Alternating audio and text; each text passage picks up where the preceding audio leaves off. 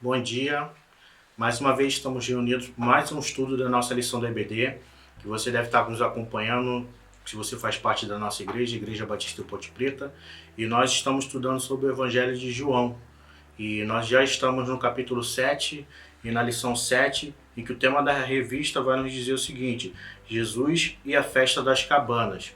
É interessante você entender esse contexto do Evangelho de João, que ele nos ajuda a compreender como é que foi a trajetória de Jesus Cristo na Terra, a sua pregação, o seu Evangelho, as situações por qual ele passou, a sua perseguição e sua luta para fazer a vontade do Pai. Então, já com caneta e papel na mão, gostaria que você pegasse a sua Bíblia, pegasse a sua revista, fizesse suas anotações e que você extraísse o melhor desse estudo do capítulo de João, do capítulo 7. O estudo vai nos falar a respeito de uma festa.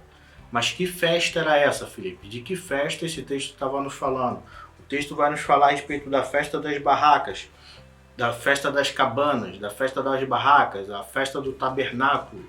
Era uma das três principais festas do povo judeu daquela época. Que as três festas se resumiam na Páscoa, no Pentecostes e na festa dos tabernáculos. Que essas três festas eram as três principais festas que o povo judeu celebrava naquela época. É interessante você entender, e para compreender como é que funcionava essa festa dos tabernáculos, é necessário que você abra sua Bíblia em Levítico, capítulo 23, do versículo 32 ao 44, você encontra um estudo, você encontra a passagem que fala a respeito especialmente dessa festa. Mas para você não se prender tanto a isso, eu vou explicar rapidamente o que essa festa quer dizer, mas havia muito mais informações que você vai conseguir a respeito do estudo mais aprofundado. A festa dos tabernáculos, ela é também conhecida como festa da barraca e festa das tendas, acontecia no final de setembro e início de outubro. Era uma festividade obrigatória dos judeus e qualquer judeu adulto que vivesse a 30 quilômetros de Jerusalém tinha a obrigação legal de participar da festa. Esta festa durava 8 dias e tinha como objetivo trazer à memória a passagem do povo pelo deserto para a terra prometida e o final da colheita. Havia também um cerimonial de água corrente, comemorando a provisão de água no deserto. Isso você encontra em Números, capítulo 20, do versículo 2 ao versículo 13. E aí você consegue entender um pouco mais a importância dessa festa para o povo judeu. E aqui, voltando para a revista, eu gostaria que você abrisse sua Bíblia em João capítulo 7, que nós viemos estar dando introdução ao estudo dessa palavra. A minha versão da Bíblia talvez seja um pouco diferente da sua, mas talvez eu estou usando essa versão para que você talvez entenda com poucas palavras o que o texto está querendo nos dizer. A versão que eu estou usando hoje é a nova tradução na linguagem no dia de hoje. Ela vai te ajudar com palavras mais simples para você entender o que o texto quer nos dizer. E eu não vou ler o capítulo todo, do início até o final. Vamos trabalhar com o versículo-chave e ao longo do estudo eu irei falando alguns versículos de acordo com o que a revista vai nos pontuando, ok? Versículo-chave que você precisa entender. João capítulo 7, do versículo 37 ao 38. Versículo 37. O último dia da festa era o mais importante. Naquele dia Jesus se pôs de pé e disse bem alto: se alguém tem sede, venha a mim e beba. Como diz as Escrituras Sagradas, rios de água viva vão jorrar do coração de quem crê em mim. Na revista vai dizer assim: no último dia, o grande dia da festa, Jesus se levantou e disse em voz alta: se alguém tem sede, venha a mim e beba. Quem crê em mim, como diz a Escritura, do seu interior fluirão rios de água viva. Preciso que você se atente a esse texto, mas conheça todo o plano de fundo e tudo o que acontece antes e depois dessas palavras de Jesus. A revista, ela vai fazer o seguinte: ela vai dividir essa lição em 4 fases. O início da festa, a metade da festa, ao longo da festa e ao final da festa. E aqui a revista, segundo o texto da revista, vai nos dar alguns objetivos que nós devemos alcançar com o estudo dessa lição. E o primeiro objetivo, o primeiro alvo dessa lição é o seguinte: a revista vai nos propor. Ao estudar essa lição, você vai identificar a perseguição de Cristo por causa da identidade e do ensino dele. E mais além, O objetivo dessa lição, quando nós pensamos saber, sentir e agir, é reconhecer que a identidade e o ensino de Cristo são contra o sistema do mundo. Compadecer-se daqueles que são perseguidos por causa da causa de Cristo. Viver o Evangelho de Cristo a qualquer custo, preparando-se para falar dele em toda circunstância. Tendo isso em vista, nós podemos dar início ao nosso estudo da lição, que antes de tudo eu queria que você parasse um pouco e acessasse o site www.portasabertas.org.br. Você pode fazer isso do seu computador, você pode fazer isso do seu celular, mas eu queria que você tivesse essa informação em mente. E lá nesse site você vai ter a lista da perseguição de 2020. O ranking dos 50 países onde os cristãos são mais perseguidos por causa da fé em Jesus. Ali você vai ter uma noção atual nos dias de hoje que ainda existem cristãos que são perseguidos pura e simplesmente por falar da palavra de Cristo, por pregar esse evangelho que Jesus Cristo pregava lá atrás, por ser de fato o pregador do evangelho, por ir onde pessoas não gostariam de estar indo, falando de Jesus Cristo e colocando em risco sua própria vida. E ali você vai entender que tem países ali que sofrem problemas de corrupção, sofrem problemas de idolatria, sofrem fome, sofrem guerra. E talvez tudo isso pudesse ser amenizado com a palavra de Jesus Cristo. Talvez tudo isso pudesse ser amenizado com o Evangelho de Jesus Cristo sendo pregado e as pessoas recebendo a verdadeira palavra de libertação. Talvez você possa entender e você se dedique um tempo maior para estar em oração para essas pessoas que trabalham nesse local. Vamos voltar para a lição. Primeiro tópico, o início da festa, a perseguição. E para você entender esse cenário, a revista vai nos propor ler no capítulo 7, do versículo 1 ao 13. Eu vou estar lendo aqui para vocês. Depois disso, Jesus começou a andar pela Galileia. Ele não queria andar pela Judéia, pois os líderes judeus dali estavam querendo matá-lo. Aconteceu que a festa dos judeus, chamada Festa das Barracas, estava perto. Então os irmãos de Jesus disseram a ele: saia daqui e vai para a Judéia, a fim de que os seus seguidores vejam o que você está fazendo. Versículo 4. Pois quem quer ser bem conhecido não deve se esconder o que está fazendo, não deve esconder o que está fazendo. Já que você faz essas coisas, deixe que todos conheçam. Até os irmãos de Jesus não criam nele. Ele respondeu: a minha hora ainda não chegou. Mas para vocês qualquer hora serve. O mundo não pode ter ódio de vocês, mas tem ódio de mim, porque eu afirmo o que o mundo faz é mal. Vocês vão à festa, mas eu não vou, porque a minha hora ainda não chegou. Jesus disse isso e ficou na Galileia. Depois disso, os seus irmãos foram à festa.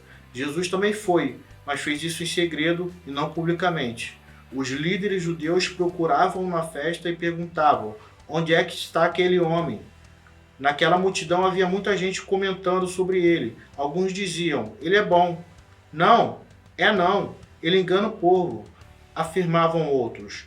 Mas ninguém falava abertamente dele, porque todos tinham medo dos líderes judeus.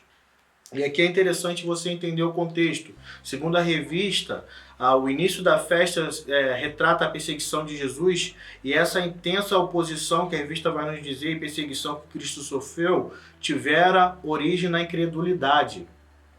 Aqui a gente tenta contextualizar o tópico 1 e o 2, a incredulidade produz discórdia, e o tópico 2, a incredulidade alimenta oposição. Neste contexto, Jesus diz o seguinte: ele não queria partir para a Judéia, porque ele já sabia que os judeus daquela região estavam fazendo uma tramóia para que a morte dele fosse evidente, fosse necessária.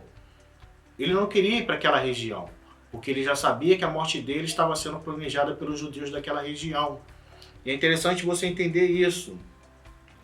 Queriam que ele fosse nessa festa, queria que ele participasse dessa festa, porque ali seria o momento ideal para que ele aparecesse e as pessoas ficassem: nossa, Jesus Cristo está aqui, olha, aquele Jesus Cristo que fez milagre, ele está aqui. Mas não, Jesus Cristo via que não era o momento dele de estar naquele local, porque não havia chegado a sua hora. E ele afirma isso no texto. E mais além você vai entender o seguinte, que Jesus ainda faz um comentário: vocês vão à festa, mas eu não vou, porque a minha hora ainda não chegou. E antes disso ele diz o seguinte: vocês, qualquer hora serve, vocês podem ir porque qualquer hora para vocês serve.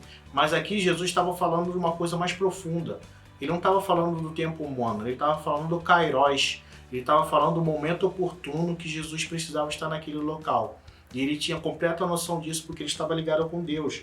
E no tópico 2 vai falar a respeito da incredulidade, vai falar a respeito da oposição, vai falar a respeito, no versículo 10, vai dizer o seguinte: depois que seus irmãos foram à festa, Jesus também foi, mas foi em segredo e não publicamente. Os líderes judeus o procuravam na festa e perguntavam: onde está aquele homem?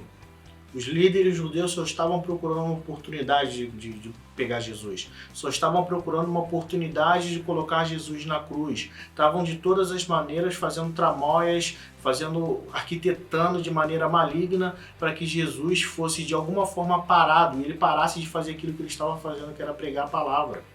E a revista vai nos dizer o seguinte: os religiosos e agora perseguidores perguntaram: onde está ele? Queriam prender e matar Jesus, mas não era a hora.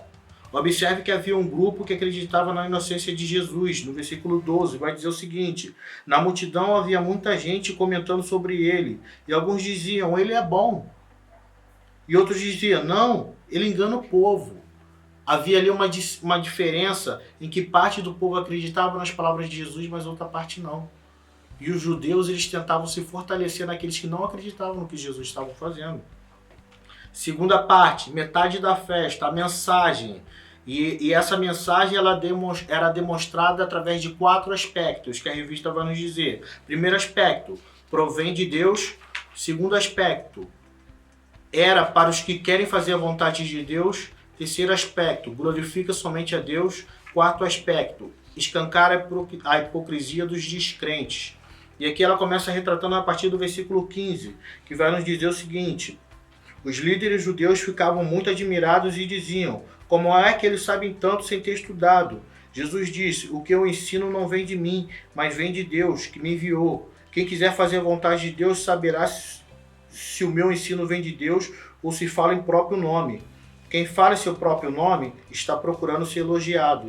Mas quem quer conseguir louvores para aquele que enviou, esse é honesto e não há falsidade nele.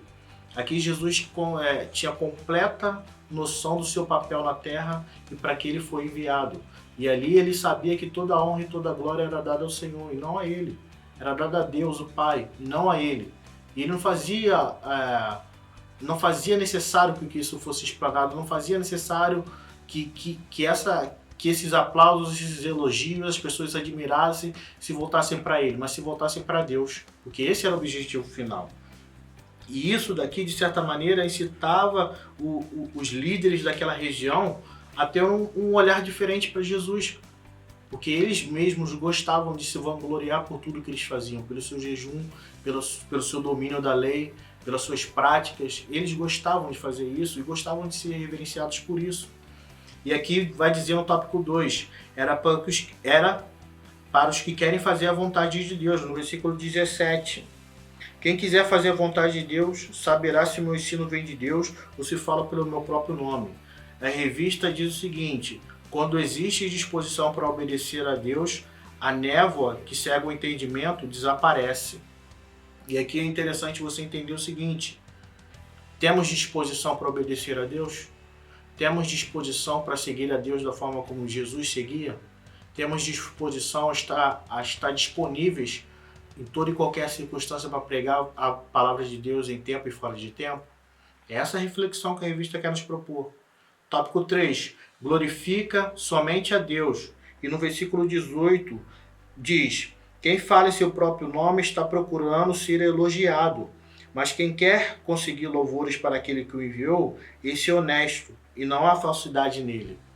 Não há falsidade naquele que se entrega para Jesus. Não há falsidade daquele que fala de Jesus porque conhece Jesus. E Jesus era o exemplo vivo daquele que tinha intimidade com Deus porque estava ligado com Ele. Através de uma intimidade extrema que fazia com que as palavras de Deus fluíssem através do seu falar, através do seu agir. Isso é interessante a gente destacar. E isso também provocava muita raiva no povo daquela região. Tópico 4. Escancara a hipocrisia dos descrentes. a partir do versículo 19 ao 24. O versículo 19 vai começar assim: foi Moisés quem deu a lei a vocês, não foi? No entanto, nenhum de vocês obedece à lei. Por que é que vocês estão querendo me matar? A multidão respondeu: você está dominado por um demônio. Quem é que está querendo lhe matar? Então Jesus diz: eu fiz um milagre e todos vocês estão admirados por causa disso. Vocês circundam o menino até no sábado, porque Moisés mandou fazer isso. Mas a verdade é que a circuncisão começou com Moisés, não começou com Moisés, mas com os patriarcas, para não deixarem de cumprir a lei de Moisés. Vocês circundam o menino mesmo no sábado. Então por que ficam com raiva de mim quando eu curo uma pessoa completa no sábado? Pare de julgar pelas aparências e julgue com justiça. Aqui Jesus escancara a hipocrisia que existia entre os líderes daquela região, entre os sacerdotes daquela região, entre as pessoas influentes daquela região. Eles eram hipócritas. Porque ao mesmo tempo que eles comentavam, que eles criticavam Jesus por ter curado no sábado, eles mesmos faziam coisas que não eram para fazer no sábado. Eles mesmos cumpriam mandamentos que segundo a lei de Moisés, seria impossível de ser cumprido da maneira como eles achavam que deveria ser. A lei de Moisés vai dizer o seguinte, a respeito disso daí, em Levítico 12, versículo 3, vai falar a respeito disso. Abra sua Bíblia em Levítico 12, versículo 3, vai falar o seguinte: e no 8º dia o menino será circuncidado na pele do seu prepúcio. Aqui o texto vai nos dizer, no 8º dia, era quase que impossível um 8º dia não cair num sábado. Né? Era quase que impossível um 8º dia durante um ano todo não cair durante um sábado. E na lei judaica, na lei dos judeus daquela época, você não podia fazer nada que fosse considerado trabalho, nem que fosse algum tipo de cirurgia que não fosse para salvar uma pessoa. Então você fazer uma circuncisão não era passível disso. Você cumprir uma circuncisão no sábado, você de maneira literal, você estava quebrando a própria lei de Moisés. Mas isso eles não negligenciavam, eles mesmos faziam isso e perguntaram a Jesus. E Jesus provoca eles no final do texto dizendo o seguinte: então por que vocês ficam com raiva de mim quando eu curo completamente uma pessoa no sábado? Jesus curou no sábado e aquilo foi motivo de raiva, aquilo foi motivo de ódio para eles naquela situação. Partindo para frente, a gente vai entender o seguinte, a gente vai já para um ponto mais além, ao longo da festa, e a revista vai nos apontar a partir do versículo 25 ao versículo 36. O debate girava em torno de 4 obstáculos para a fé verdadeira. E aqui é importante você entender como que a revista estava querendo dizer, que eu vou tentar explicar esses 4 tópicos de uma maneira muito rápida devido ao tempo, mas eu quero que você se atenha um pouco ao que eu vou te falar.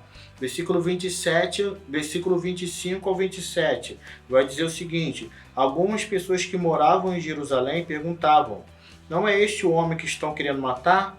Vejam, ele está falando em público e ninguém diz nada contra ele. Será que as autoridades sabem mesmo que ele é o Messias? No entanto, quando o Messias vier, ninguém saberá de onde ele é. E nós sabemos de onde vem esse homem.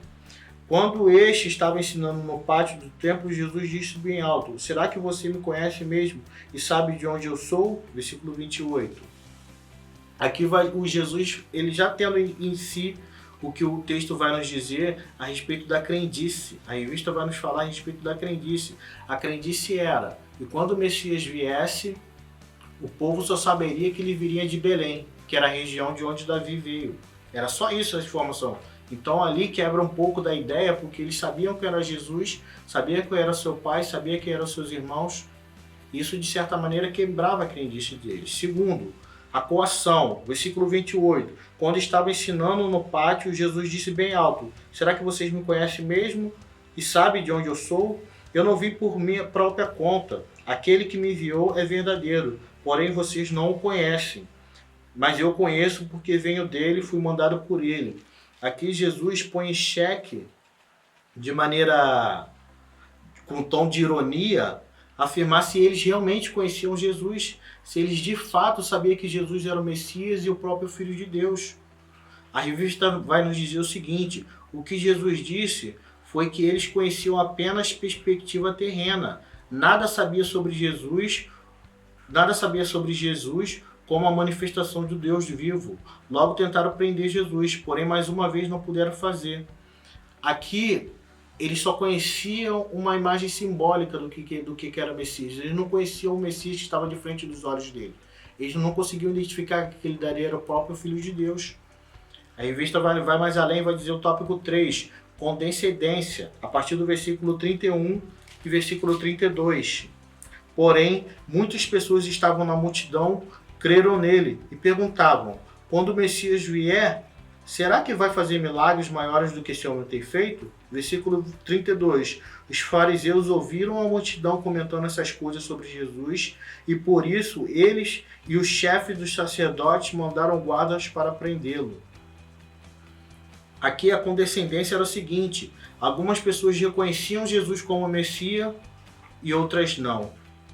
Porém, a gente se observando nessa perspectiva, a gente não consegue entender por causa de que algumas pessoas entendiam que ele era o Messias e outras pessoas não entendiam. E aqui os líderes da região eles faziam um algo a mais.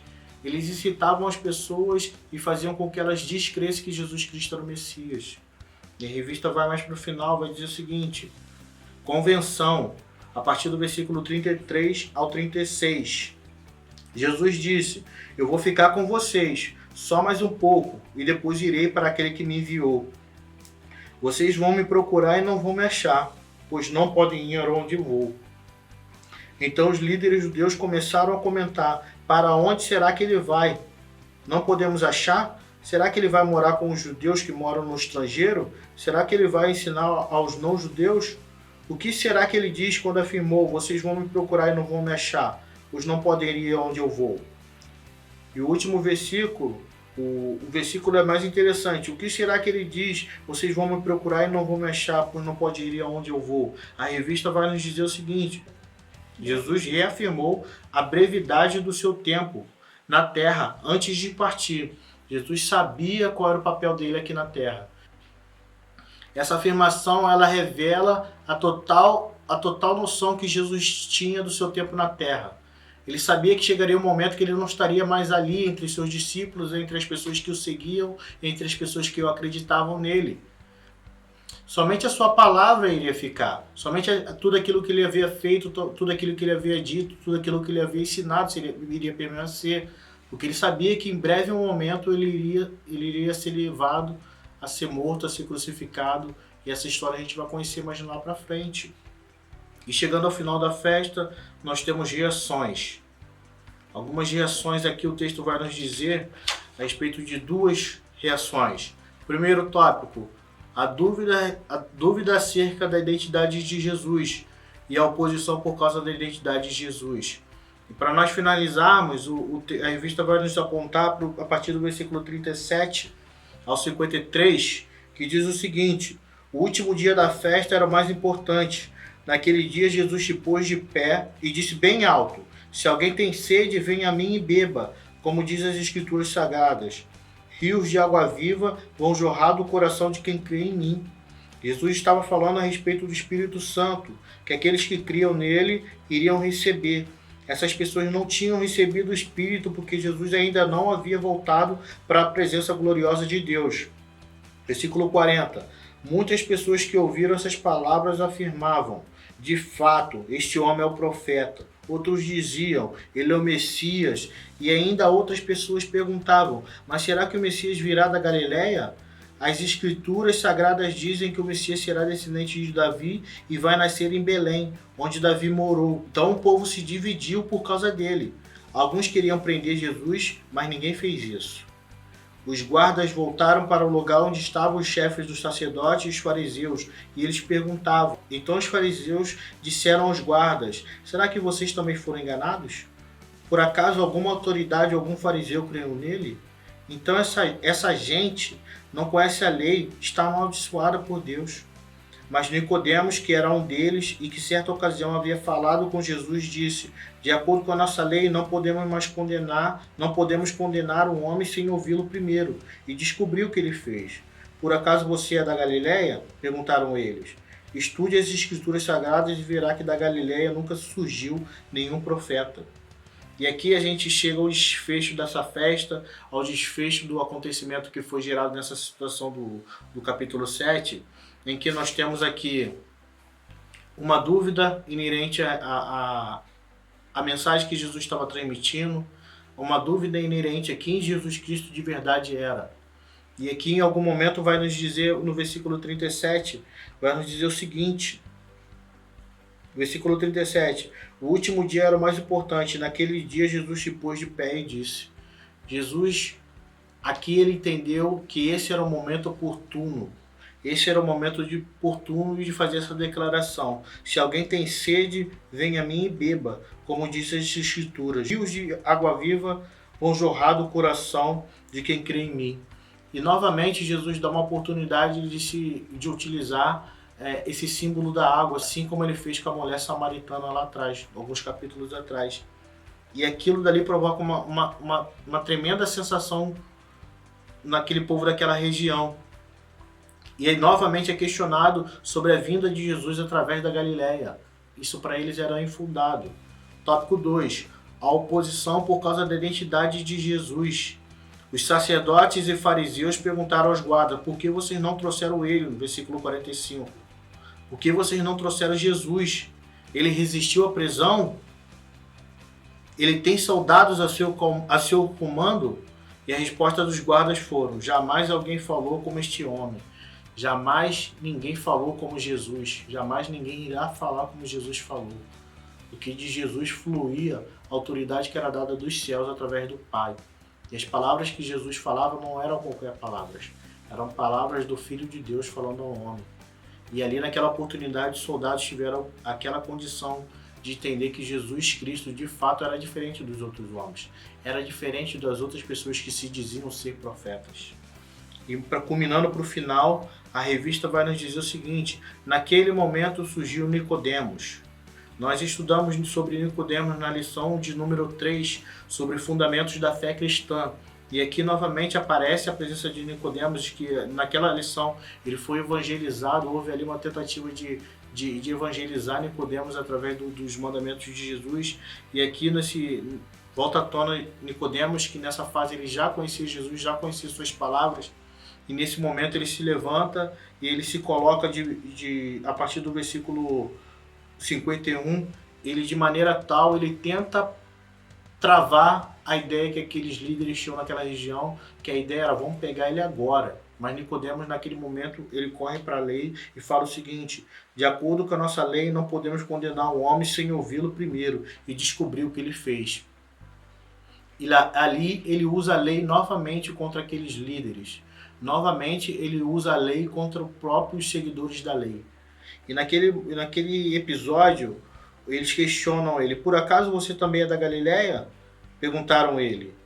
Por acaso você é o defensor de Jesus? Por algum acaso você também veio da mesma região de ele, está tomando partido dele? Está defendendo ele por quê?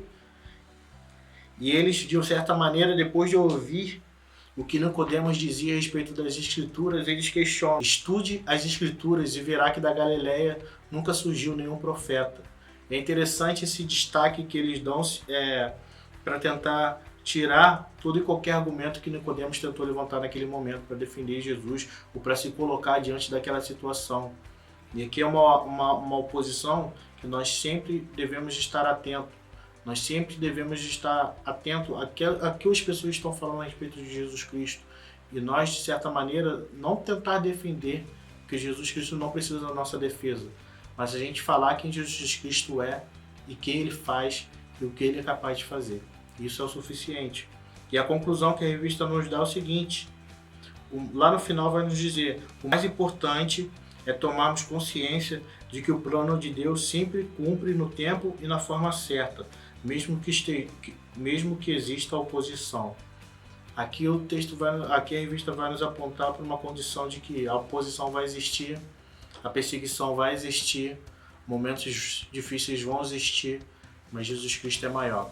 Jesus Cristo está conosco e nós tomamos como exemplo o que ele fez na terra. E se nós dizemos ser cristãos, nós nada somos do que pequenos Cristo e devemos fazer o que ele fez. Nós devemos viver como ele viveu. Devemos tentar viver em santidade como Jesus Cristo viveu. Essa é a nossa lição. Que Deus nos abençoe. Que você separe um momento para falar com Deus nesse momento de pandemia, nesse momento de isolamento. Que nos próximos dias nós possamos ter tempos melhores e que essa situação toda venha se passar. Deus abençoe no estudo dessa palavra. Deus te abençoe. Uma boa noite, um bom dia, uma boa tarde. Tchau.